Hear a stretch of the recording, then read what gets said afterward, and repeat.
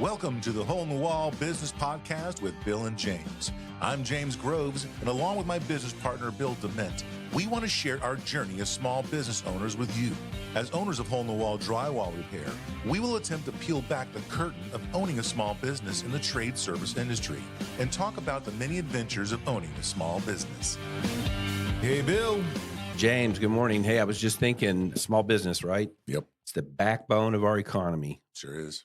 I'm going to do some research and see what those numbers actually look like. But I've heard that any number of times. And I know that you have a guest today who is representative of small business. What's funny is if you look at the Small Business Association, I believe small business is defined as any business that has less than 250 employees, right? So that's a small business in SBA mind. Well, I think our guest business would definitely fall into that category. Yeah, we're definitely on the opposite end of that spectrum. So I'm actually anxious to get some information on him and how he's been able to sustain for all of these years in business, currently a solo proprietor, doing well. So I just want to invite our good friend, Willie Santiago. Willie, welcome. Hey, good morning. Hey, thanks. Welcome in.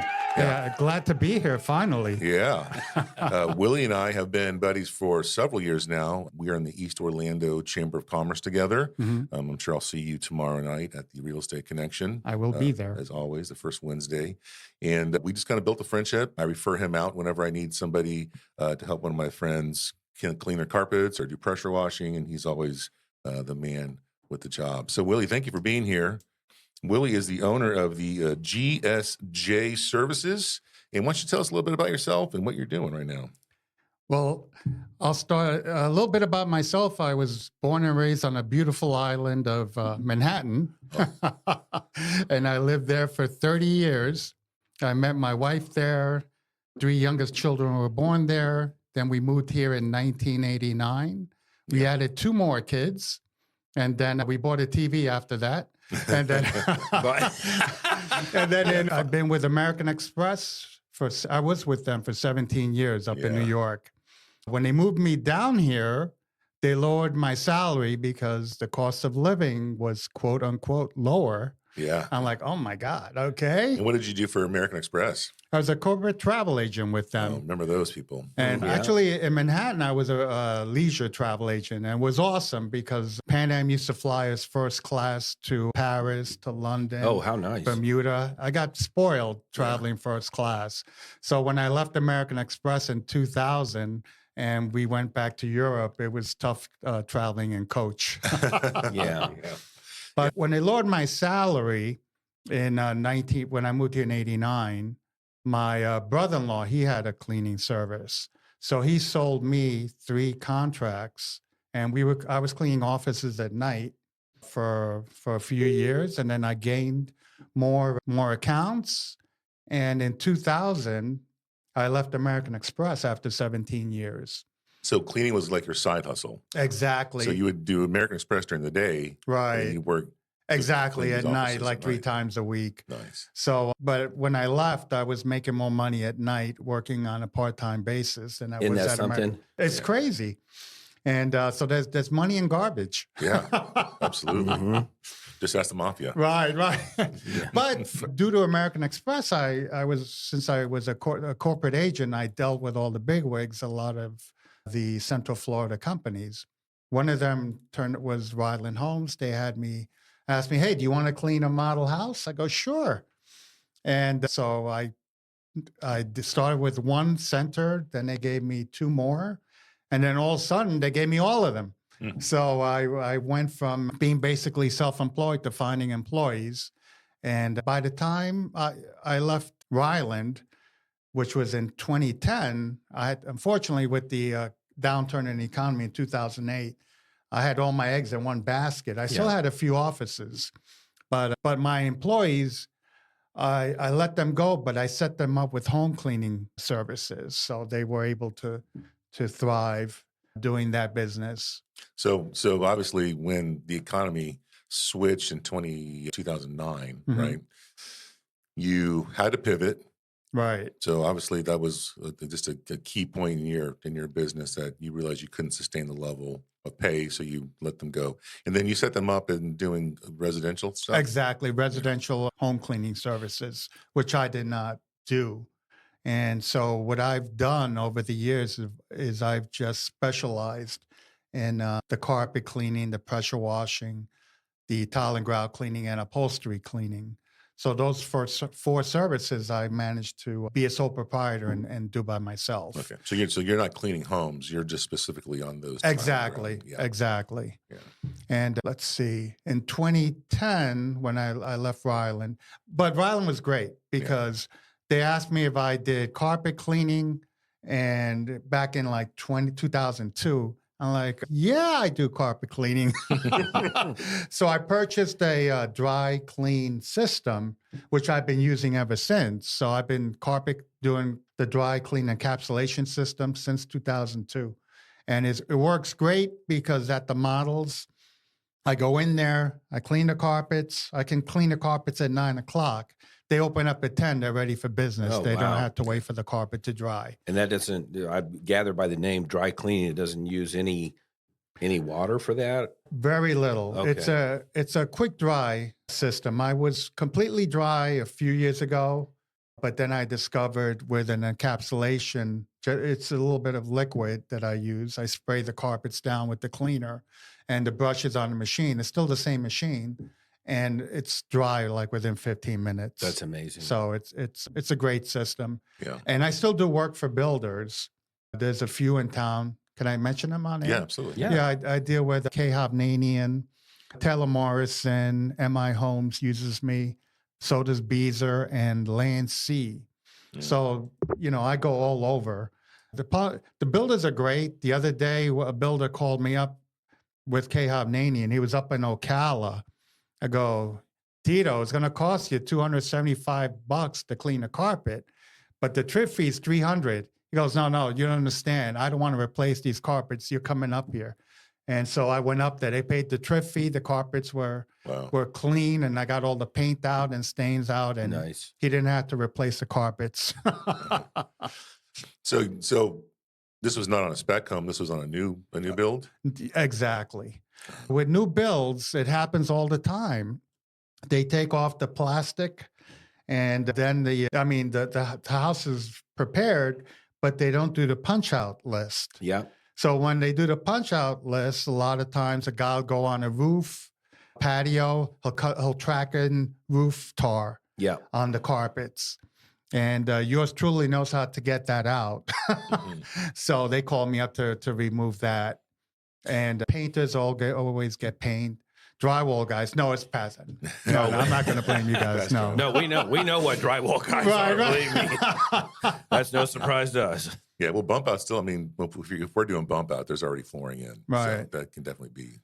And then when it comes to tile and grout, a lot of times new tile and grout, they don't clean it properly, so you can see where it creates a haze, and the homeowner will come in and like, oh, what happened with the clean? I thought you said you were going to clean the floor for me. And so that's when they had to call me in because I had to do an acid wash on the tile and grout to get rid of the haze. That's the only way it'll come out. Yeah. Wow. I never thought about the new home side. That's kind of neat. Mm-hmm. Yeah. Why wouldn't they put the carpet down last? I don't ask them that question. Yeah. That's your money. But even if they do, sometimes the carpet guys come in and they bump the wall. Yeah. Now you need a drywall and paint guy in. So it's exactly. It's a never-ending cycle. It's a never-ending cycle. That's right. And anyone who enters the home can create a damage, right? Yeah. Or track something in. Exactly. So will the homeowners get your information from the builders and call you for repeat work? No, they should, but because I normally don't deal with the homeowner directly. Yeah. I'll leave my card in a drawer somewhere. Of course. I'll give you some of my cards too. You can leave those in your right. So how busy are you right now? I mean, listen, it's a one-man show, right? So it's all you, but so you stay pretty busy? I stay extremely busy. Yeah. I haven't had, just when it was cold, mm-hmm. I had a downtime because I hate the cold. Mm-hmm. I don't like pressure washing in the cold weather. I don't blame you for that. So that for that 2-week stretch we had, I think it was back in January, I was slow because I wanted it to be slow. Yeah. Luckily, I had a few indoor carpet jobs, but right now it's going to pick up tremendously for me because once the leaves stop falling, I guess everything in Florida is backwards. We have fall in the spring. So once the leaves stop falling, then you have the pollen. Oh, And the pollen gets all over the cars, all over the houses, all over the pool screens. So once that stops falling, then I'll start getting a ton of calls for pool screens. My house is green or whatever. Willie help me out. And so it'll be busy. And then HOAs, I don't work with them, so I'm not responsible for the letters. But those letters, I do well with them because if you want to save, hundreds in fees, just give me a call and I'll pressure wash your driveway, your sidewalk. Mm-hmm. I had one homeowner that the HOA wanted them to paint the house. They called me up. They go, Willie, can you help me out? I went over, looked at the house. They go, you don't need a paint job. You just need a soft wash. So I soft washed the house. Most soft wash of houses are between $500 to $700, depending on the size. So it saved them a ton of money because if you paint the new house, I don't know, $5,000, $4,000. I'm sure. Yeah. So with the soft wash, it allows them to get the HOA off their butts. Yeah, I hear that. I'm curious, where do you find new leads? I understand that you're in the East Orlando Chamber of Commerce. I wonder if you do social media, you're doing advertising, or do you knock on doors? I don't do knocking on doors because I don't want to get shot. but I do a lot of networking. Mm-hmm. And since I've been in the business since 2000, I have a lot of repeat client. So I haven't been advertising, but I will be starting to advertise because I can sustain myself. And my son is going to come on board soon. He works a lot. He's an Orange County deputy, and he works a lot of overtime.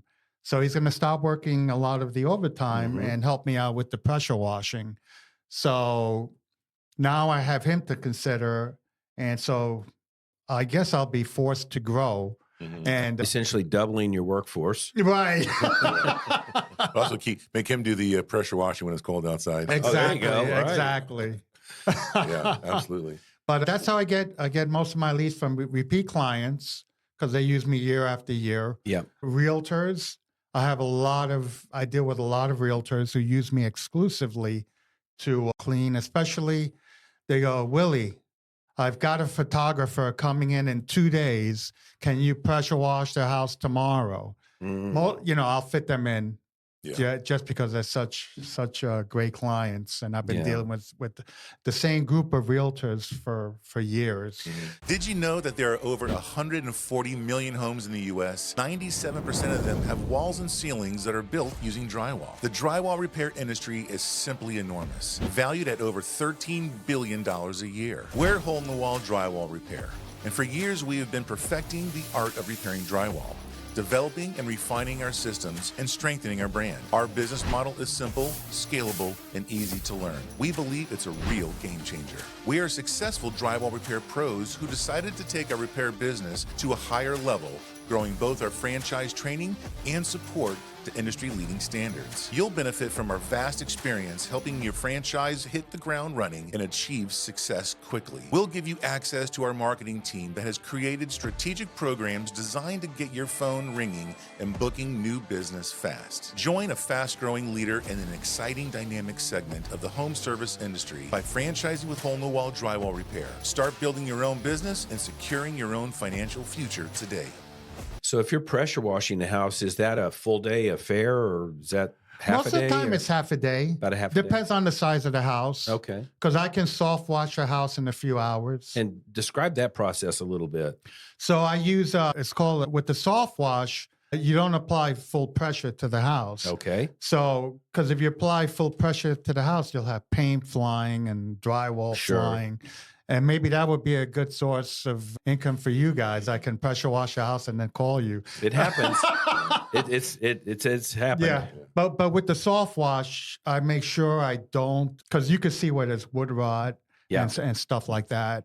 And so I apply the chemical to the house, let it sit for a few minutes or less, and then I basically hose it off. Okay. Through the pressure wash, through the system, but it is at a lot lower PSI. Right. Than, And that removes the oxidized paint. Exactly. Okay. And dirt, obviously, dirt. on other surfaces. And dirt, mold, and mildew. Do you use that on, other than painted surfaces? Can you use it on brick and stucco? I guess stucco would be painted, but I'm thinking of any surface, stonework, perhaps. Yeah, especially with the stone. I can, with brick, a lot of times, if it doesn't work with the soft wash, then that can handle the pressure washing. Right.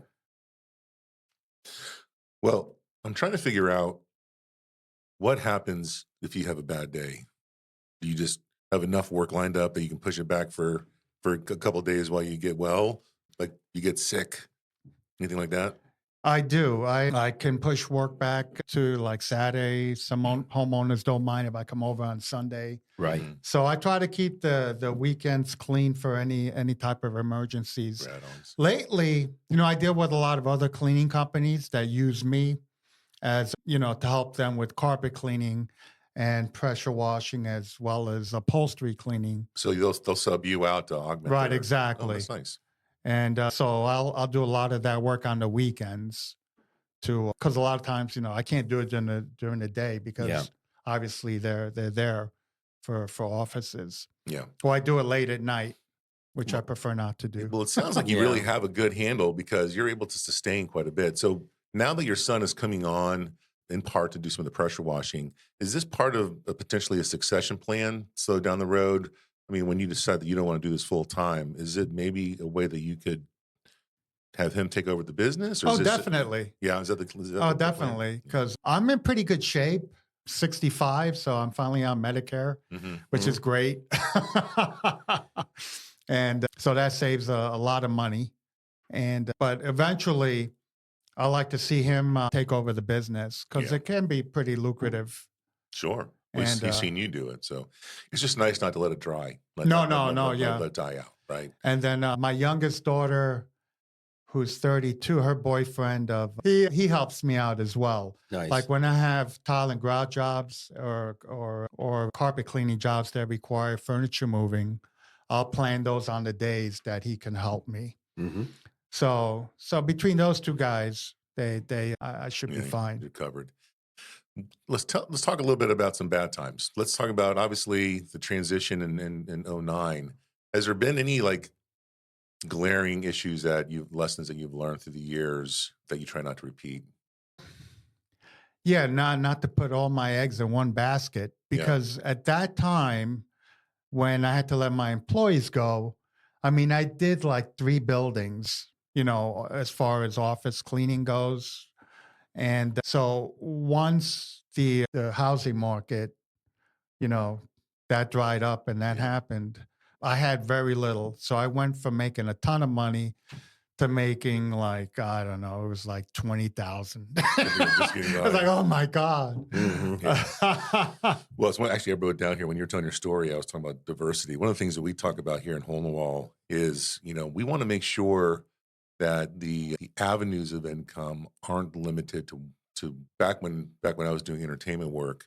We had an issue where we were doing a lot of work with tech companies, and we realized that over 50% of our work was with one company that was doing a ton of tech work, and we realized that if this one company went belly up or slowed down, our entire company was going to suffer. So we made a point to start diversifying heavy.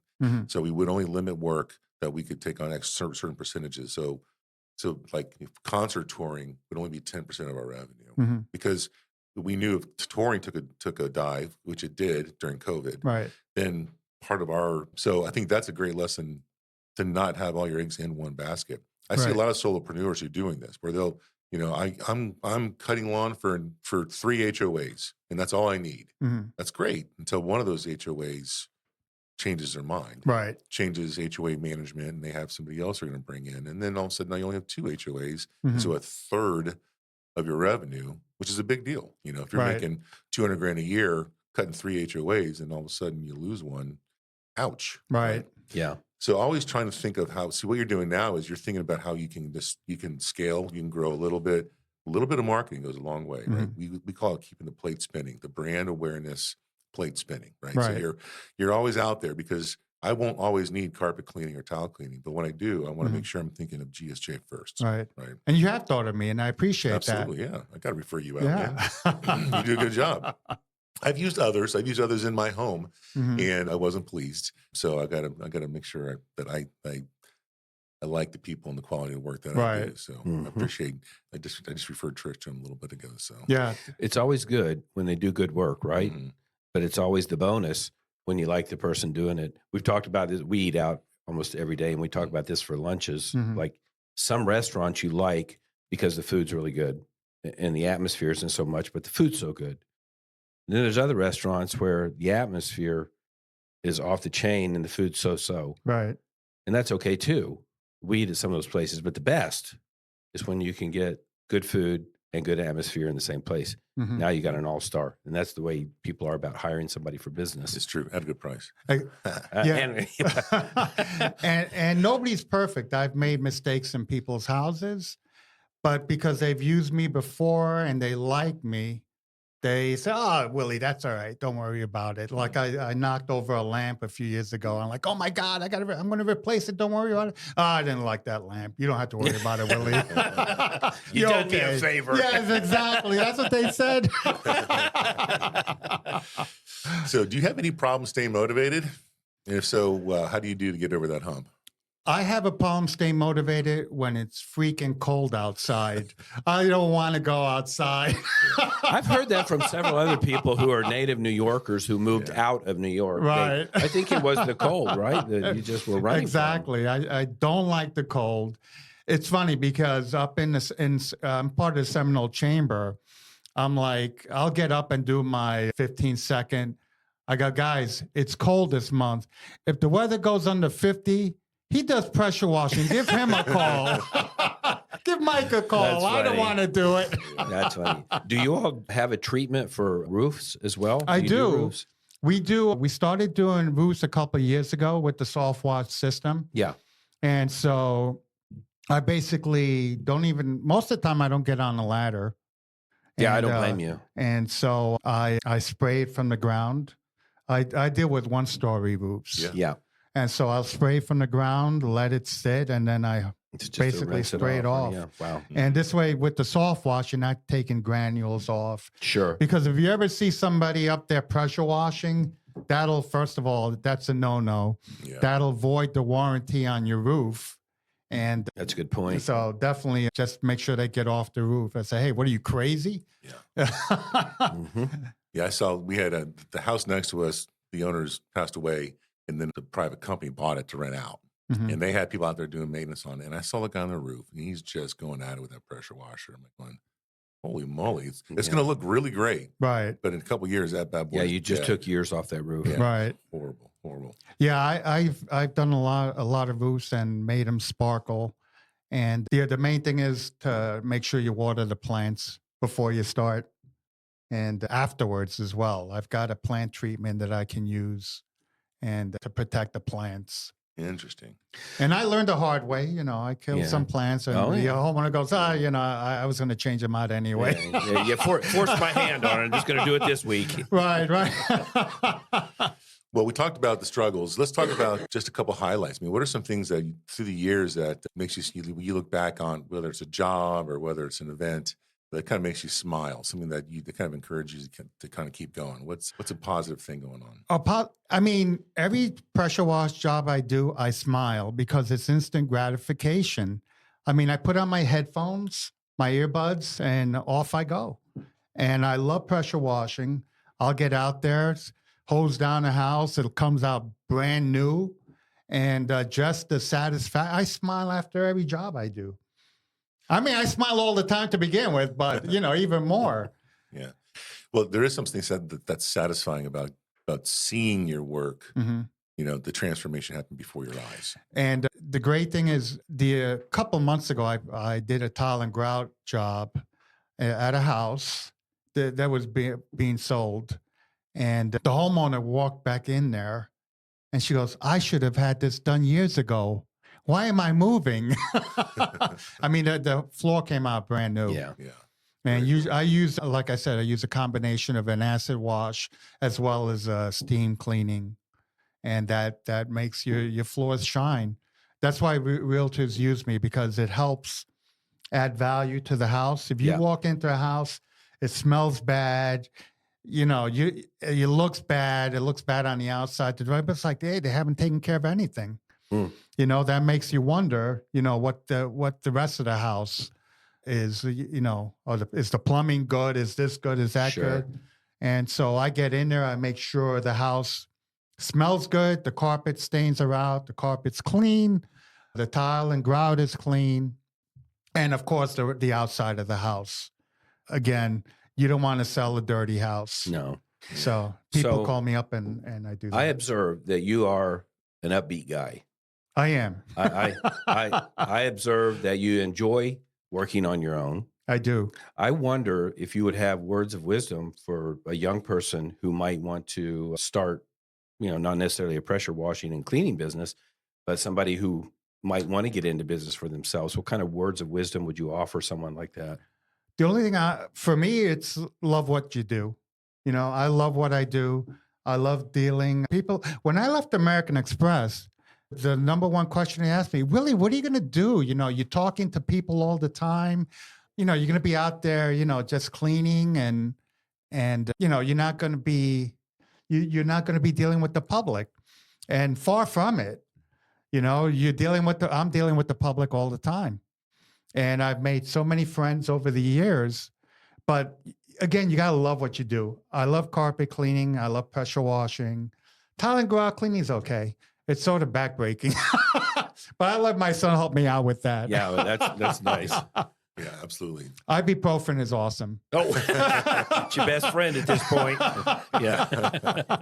Well, Willie, this has been a hoot. I'm so glad you came in. Any other words of wisdom before we let you go? That's it. Let me do your dirty work. When it comes to tile and grout, upholstery cleaning, and remember the episode in Seinfeld where Poppy peed on the couch? Mm-hmm. That's what I do. I'll get the pee out and get your. So just keep on smiling and share the love with everybody and have a great day. Awesome. So if someone wants to get a hold of you, what's the best way to contact you? 407-538-7159 is my cell phone. Goes right to you. And, direct to you. Awesome. Exactly. I love it. Man, fantastic. Willie, thank you for being here. We laughed a lot. I love it. Thanks a lot. All right. Thank you so much for coming in. Appreciate it. You're welcome, Bill. Great meeting you. Awesome. Great job. Right. Thanks, everybody. We'd like to thank you for listening to the Hole in the Wall Business Podcast with Bill and James. We'd love for you to join our Facebook group and keep the conversation going. If you'd like to learn more about us and our business, check us out at holeinthewall.com. If you'd like to learn more about how to start a Hole in the Wall franchise, go to holeinthewallfranchising.com.